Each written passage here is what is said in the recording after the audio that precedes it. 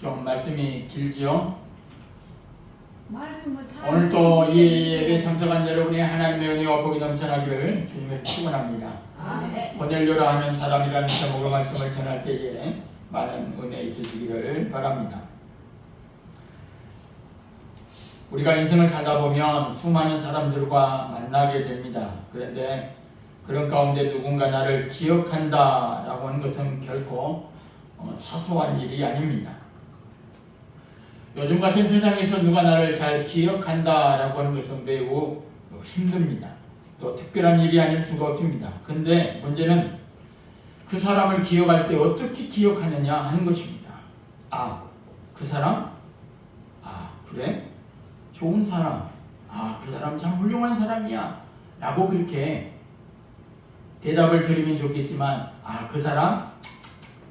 이렇게 고개를 흔든다거나 혀를 찬다고 하면 굉장히 슬픈 일일 것입니다.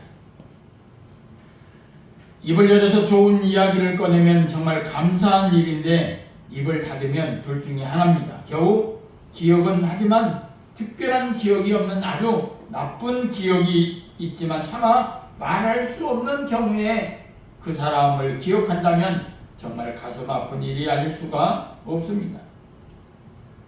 죄악은 입을 열어 나쁜 이야기들을 잔뜩 늘어놓는 그런 경우입니다. 여러분들은 어떻습니까? 여러분들 친구에게 있어서 여러분들의 아는 사람들로 인해서 여러분이 다른 사람이 여러분을 기억할 때에 어떤 기억을 가지고 있습니까?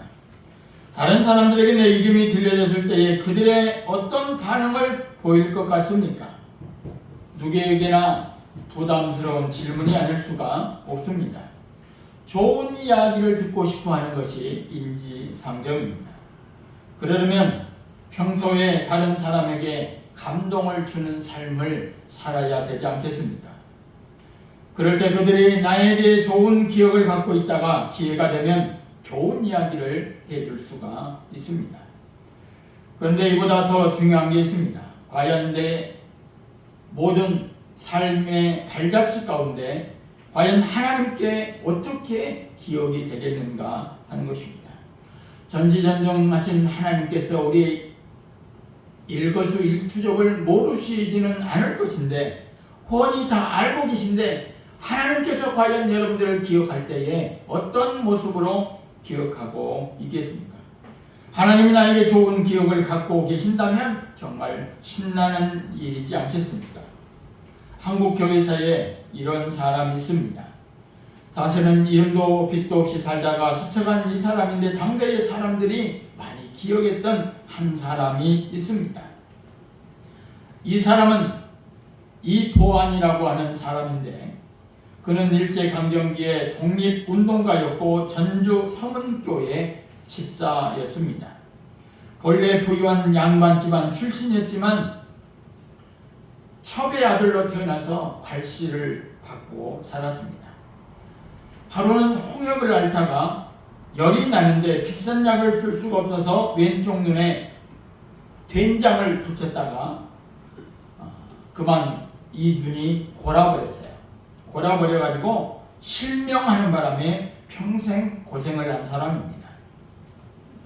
이 보안이라고 하는 집사님이 다행히 선교사를 만나서 예수를 믿게 됐습니다. 예수를 믿고 보니까 복음이라고 하는 것이 이 양반 쌍놈의 그런 계급을 철폐하고 자유와 인권 평등과 그런 사랑이 복음 안에 들어있는 것을 발견하게 됩니다. 그러고 난 다음에 이 집사님이 전국 관광국 거리를 다니면서 복음을 전하게 됩니다. 이 양반 쌍놈, 우리나라의 역사를 보면 이런 계급사에 상민과 천민, 양반 이런 계급이 얼마나 많은 사람들을 괴롭혔습니까? 복음은 이런 게 없는 거예요. 그러니까 너무 이 구원의 기쁨과 감격과 자유와 이런 모든 자유사상의 평등에 맞는 이 복음을 너무 좋아서 이 복음을 많은 사람들에게 전합니다. 찬송가 496장에 보면 새벽부터 우리 사랑함으로써 거두리로다 거두리로다 기쁨으로 나를 거두리로다 하면서 노방전도를 하게 됩니다. 그래서 이 사람의 별명이 붙었는데 거두리 집사가 됐습니다. 3.1운동 당시에 만세운동을 부르다가 옥살이도 하게 됐습니다. 결국은 이보안 집사님이 60세에 세상을 뜨게 되는데 수백 명이 몰려와서 장례식을 하게 됩니다.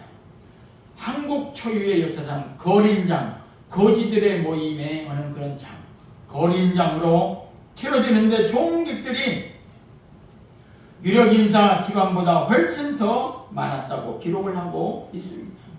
거린들이 돈을 모아서 세운 피석에는 한문으로 글귀가 새겨져 있는데 뭐라고 써져 있느냐면 20 거두리 A인비 평생 성질이 온순하고 인자하였네 굶주리고 헐벗은 사람들을 보면 옷을 벗어주고 밥을 주었네 라고는 그 글귀의 문구가 한문으로 비석에 세워졌다고 하는 것입니다.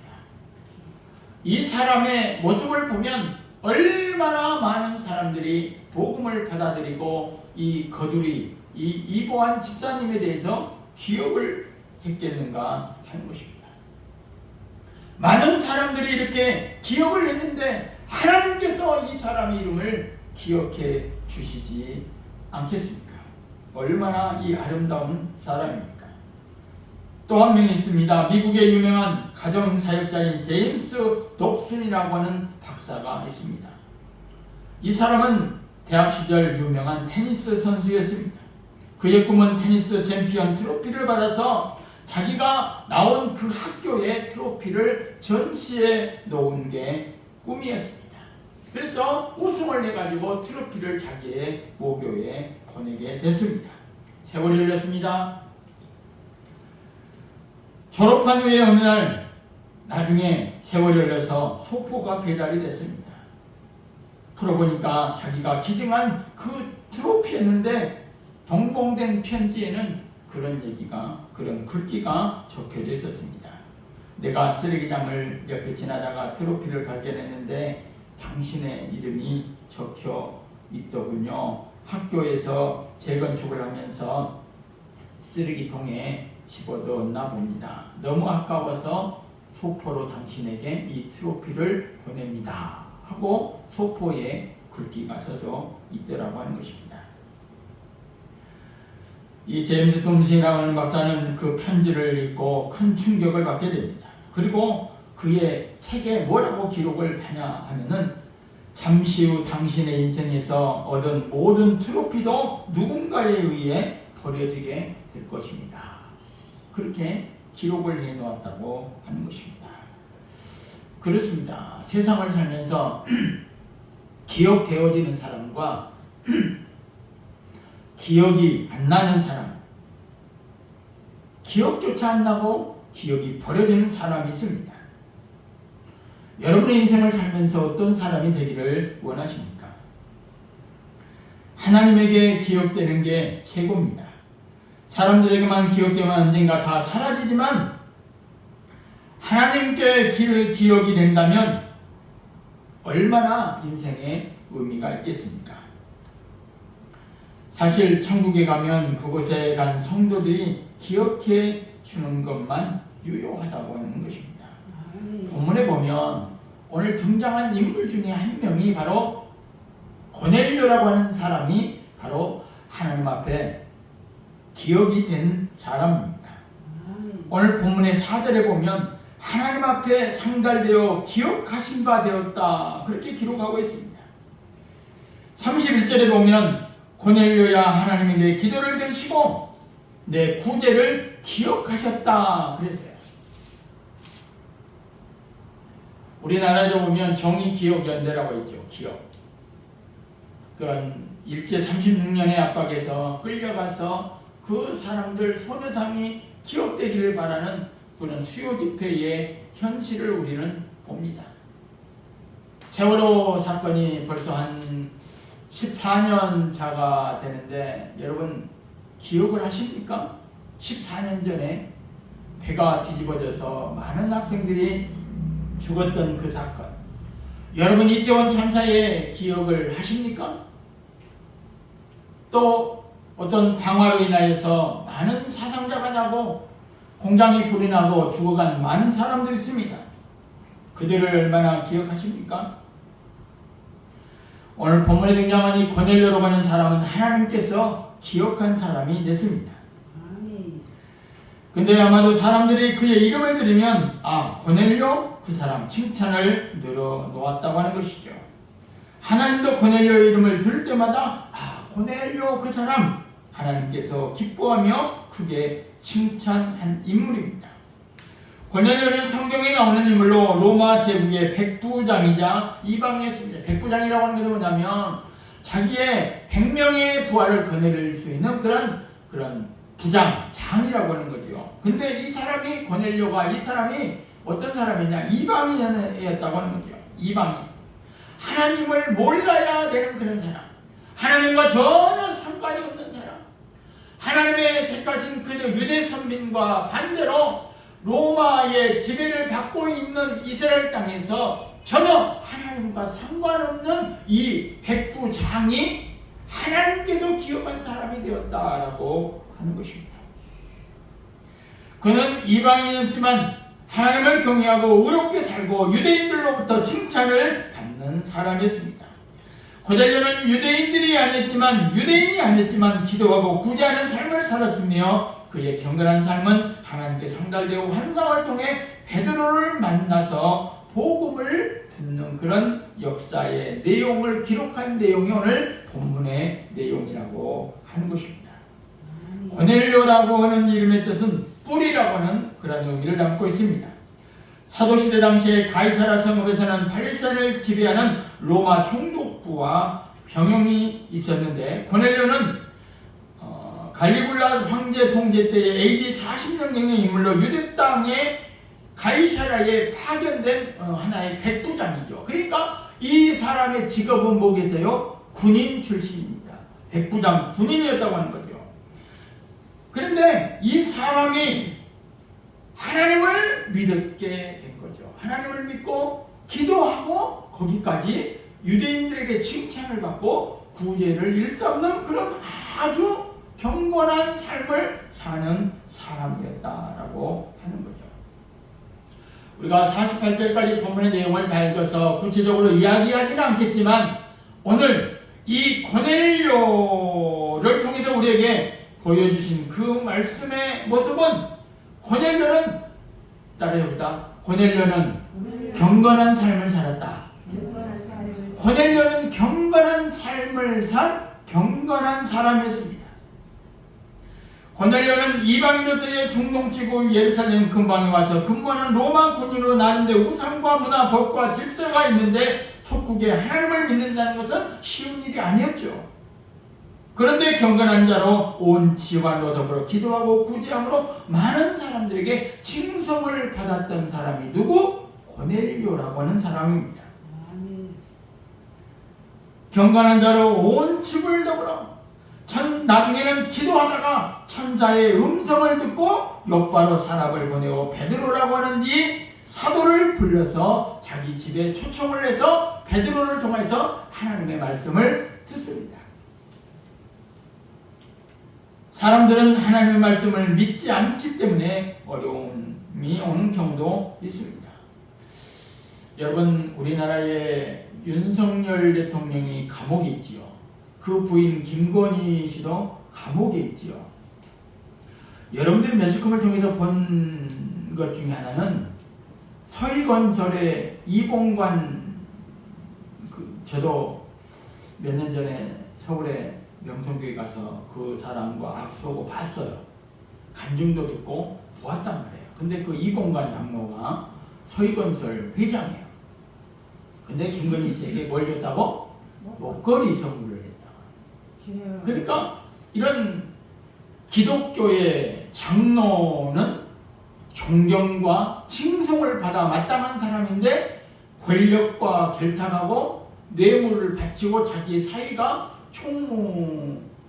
국무총리의 비서로 들어가게 되죠. 그런 뇌물로 인해서 결탁한 그런 거죠. 간증도 하고 상도 내고 뭐 장로회에서도 아무튼 우리나라의 이 서희건설은 유명하죠.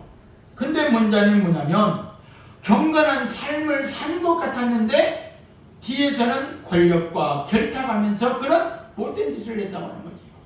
결국은 자기가 두 대통령 대회분이 다 감옥에 가니까 이제는 어쩔 수 없으니까 다 뇌물을 줬다고 실토를 하고 고백을 하고 자백을 했다고 하는 거, 얼마나 많은 사람들이 실망했겠어요.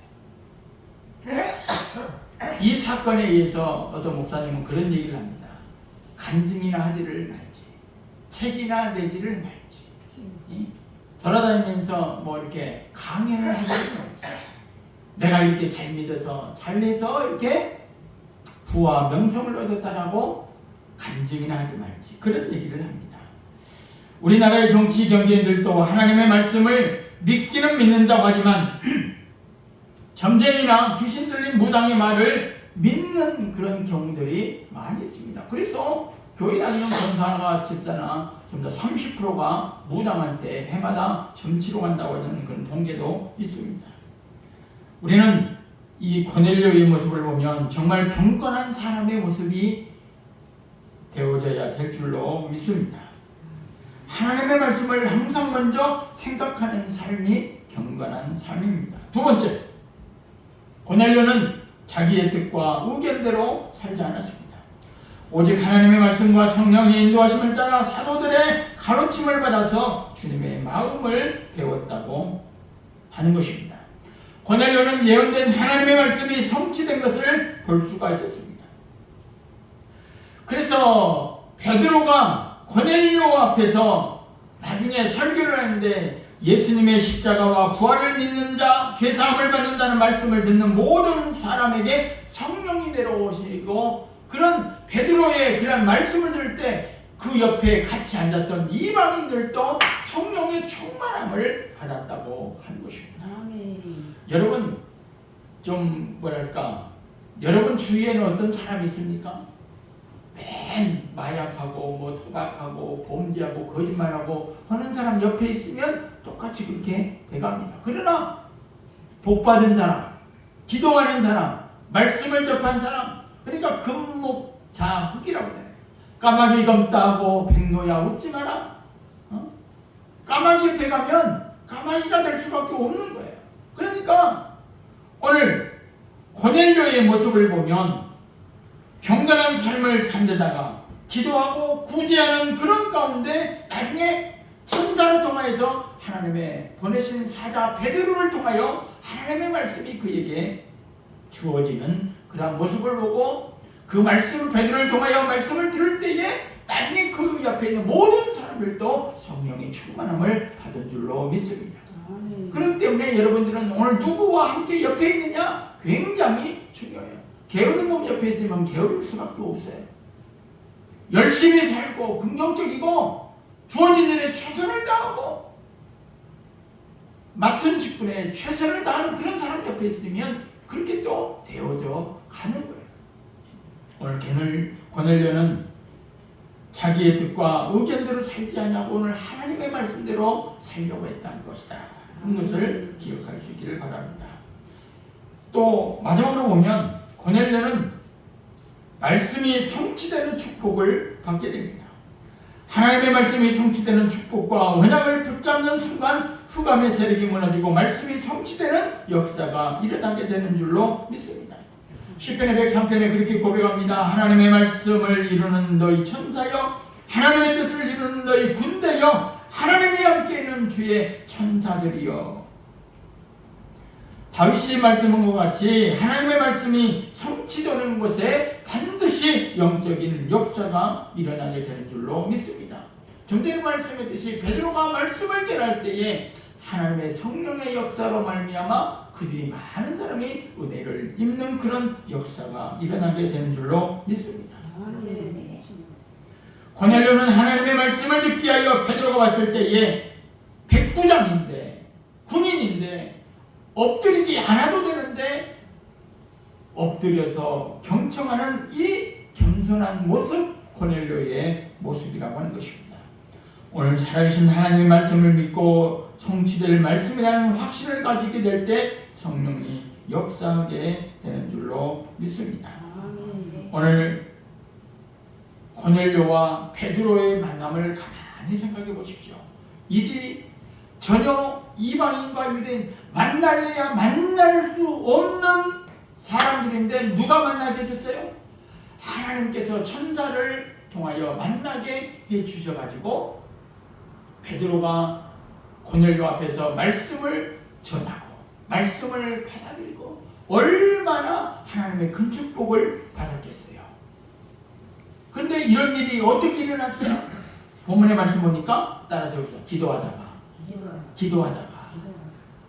기도하다가 하나님께서 그의 고넬료의 그런 삶과 기도와 구제를 하는 것을 기억해서 사자인 베드로를 보내어서 하나님의 말씀을 듣게 하고 온 가족이 복을 받은 이 역사는 뭐 때문에? 기도 때문에.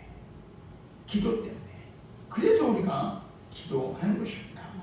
또한 두 사람이 똑같이 같은 하나님을 섬기고 두 사람이 똑같이 신앙생활 내놓은 가운데 정해진 시간에 하나님 앞에 기도할 때에 이런 놀라운 역사가 일어나게 된 줄로 믿습니다. 오늘 고넬료의 삶의 모습을 되돌아보고 오늘 나의 모습 가운데 내가 누구에게 어떤 모습으로 기억될 것인가. 그래도 더 나아가서 우리가 많은 사람들에게 좋은 기억이 되겠지만 더 나아가서는 하나님 앞에 꼭 기억된 사람, 하나님이 기억해 주는 사람, 이런 모든 것들이 천국에서 해같이 빛나는 그런 축복의 은혜가 고넬료가 받은 그 은혜가 오늘 저와 여러분의 있기를 주님을 축원합니다. 기도하겠습니다. 고마우신 아버지 하나님 은혜와 사랑을 감사합니다.